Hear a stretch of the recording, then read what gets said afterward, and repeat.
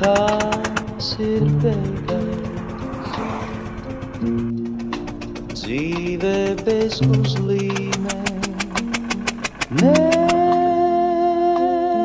Svece nav pilnīgi iekšā. Redzēt? Nu jā, reku te arī var redzēt, redzes tukšums. Pārējais viss normāli, tieši šī vieta tukša. Kas tad notika? Brauc ar mašīnu un pēkšņi sprādziens. Un priekšā motors sāk dūmot un traki izskatījās.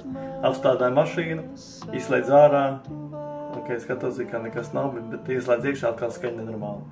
Attaisīja motoru vaļā, pabrauc uz priekšu, attaisīja motoru vaļā, skatot caurums, izrādās kvēlsvece izsprāgus ārā, kaut kur aizdos projām.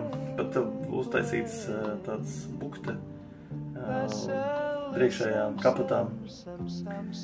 Un pazvanīju paziņām, draugam pazvanīju, otram draugam pazvanīju.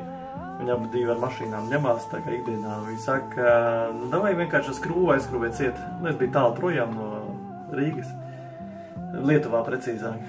Un viņi saka, davai skrūvi, aizbrauc depo, nopirku skrūvi, ieskrūvēju skrūvi iekšā. Un viss motors viss kārtībā var braukt tālāk. Super, vai ne? Skrūve, reka tur galā.